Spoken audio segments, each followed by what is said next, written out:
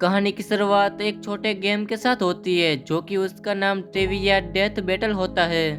और इस गेम के अंदर कुछ सवाल के जवाब होते हैं, वो पार्टिसिपेंट्स को देने होते हैं। और अब खेल के दौरान जितनी भी टीम्स होती है वो बाहर हो जाती है सिवाय दो टीम्स के, जो कि उस दो टीम्स के लीडर्स का नाम होता है एनी और मैक्स होता है। और वो दोनों ऐसे ही मिलते हैं और वो दोनों की जल्द ही शादी भी हो जाती है। और अब इसके बाद हम अगले सीन में देखते हैं जहाँ पर वह दोनों डॉक्टर के सामने बैठे होते हैं, क्योंकि उससे बच्चा पैदा नहीं हो रहा था। अक्सर शादी में ऐसी प्रॉब्लम्स आती है जिसके कारण कंसीव करने में कपल को चैलेंज फेस करना पड़े। और ये यही कारण होता है कि वह मैक्स और वह एनी इसी के कारण वह बच्चे को जन्म नहीं दे पा रहे होते हैं। और अब इसी बात से हमें पता चलता है कि वह मैक्स अपने भाई ब्रॉक मैक्स के साथ वह बहुत ही कॉम्पिटिटिव बन चुका था।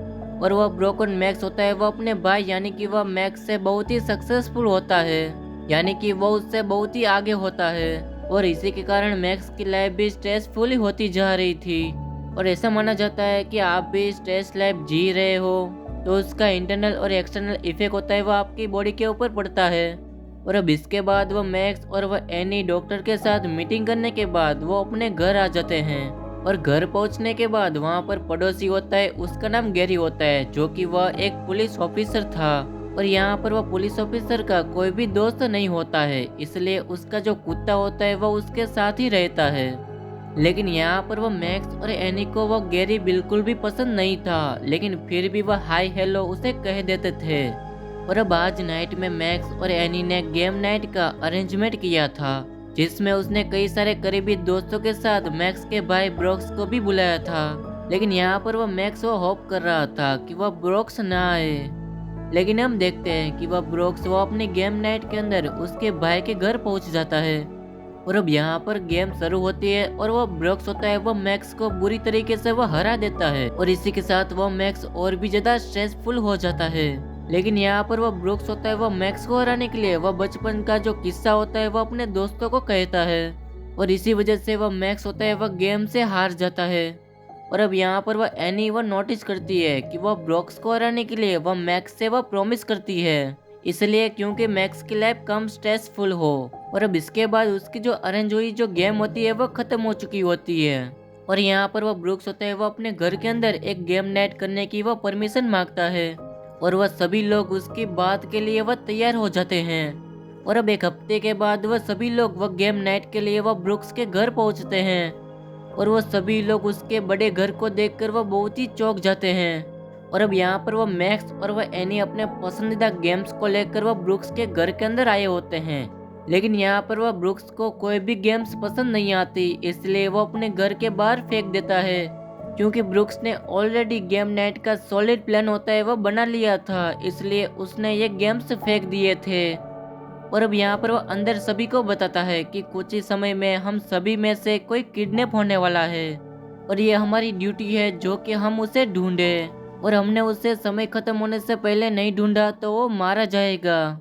और यहाँ पर वह जो भी गेम को कंप्लीट करेगा वह ब्रुक्स अपनी कार को उसे गिफ्ट करेगा। और ये बातें सुनकर वह सभी लोग एक्साइटेड हो जाते हैं, क्योंकि वह सभी ने इस टाइप की गेम कभी भी नहीं खेली थी। और अब यहाँ पर गेम शुरू होती है और अंदर यहाँ पर FBI एक एजेंट होता है वो वहाँ पर आता है, जो कि वह खुद को वह हेनरेस नाम के इंट्रोड्यूस करवाता है। और ये एक गेम पार्ट होता है जो कि वह FBI का एजेंट का वह रोल प्ले कर रहा था। और अब अंदर वह गेम की सीरियसली वह बता रहा था कि तब भी दो आदमी होते हैं जिसने मुंह के ऊपर मास्क बंधा हुआ था।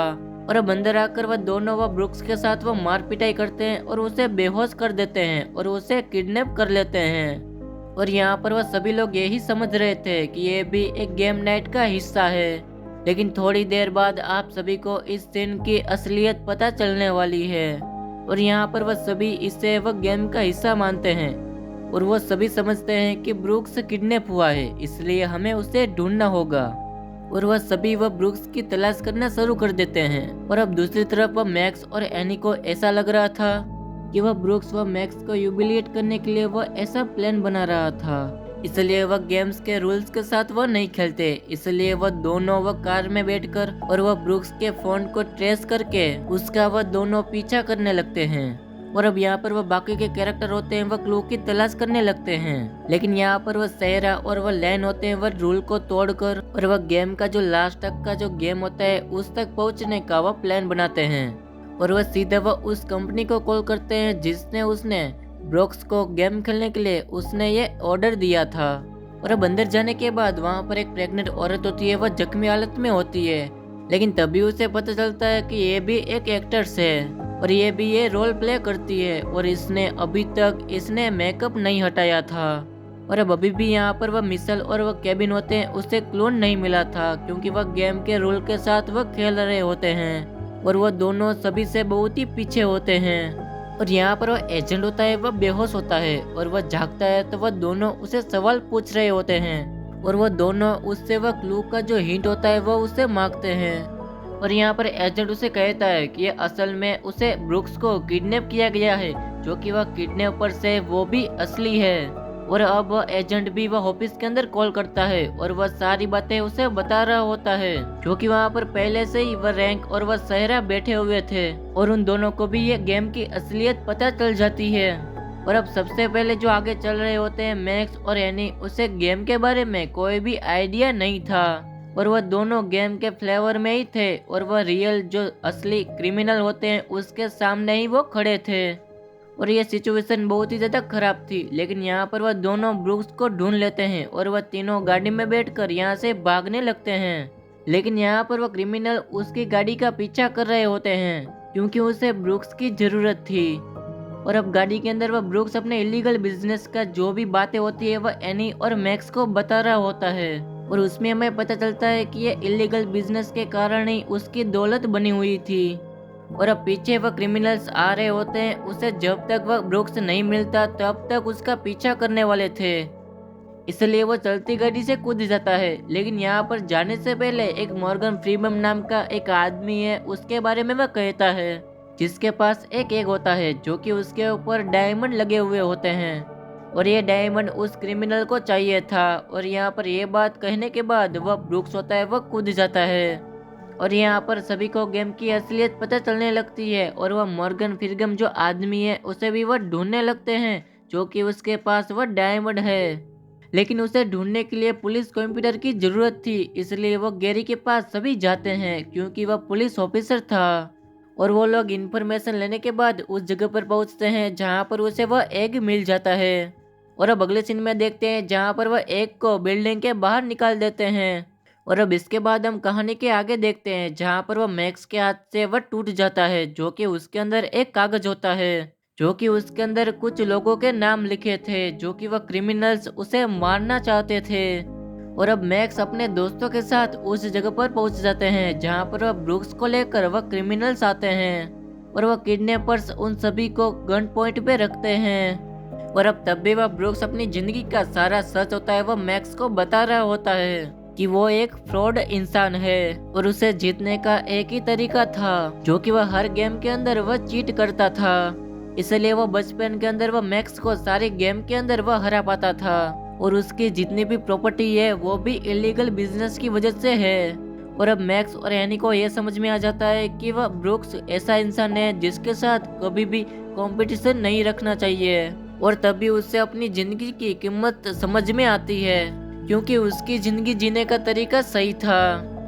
लेकिन तभी वहाँ पर वह ढूंढते ढूंढते वह गैरी आता है जो कि वह सभी के साथ वह लड़ता है और वह सभी को बचा लेता है। और वह गैरी उसे कहता है कि ब्रुक्स के घर की मर्डर हिस्ट्री मैंने ही हाईजैक की थी कि तब भी कोई पीछे से वह गैरी को गोली मार देता है, जो कि इस कहानी के मेन क्रिमिनल की एंट्री होती है जिन्हें उन्हें एग और अंदर के लोगों की लिस्ट चाहिए थी। लेकिन तब भी वह ब्रुक्स वह लिस्ट को निगल लेता है ताकि वह क्रिमिनल उसे मार ना सके। लेकिन फिर भी वह किडनैपर्स उसे पकड़ के वह ब्रुक्स को ले जाते हैं। और अब आगे देखते हैं जहां पर वह एनी और मैक्स वह किडनैपर से लड़कर वह ब्रुक्स को बचा लेते हैं। और अब 3 महीने के बाद दिखाया जाता है जहां पर वह सभी दोस्तों होते हैं वह गेम नाइट के लिए वह मिलते हैं। और अब वहां पर वह एनी व मैक्स को बता रही होती है कि मैं प्रेग्नेंट हूँ। और अब इसी बात से हमें पता चलता है कि ये एक स्ट्रेसफुल लाइफ नहीं है बल्कि ये तो एंजॉयबल और एडवेंचर लाइफ है। और इसी के साथ ये मूवी यहाँ पर ही खत्म हो जाती है।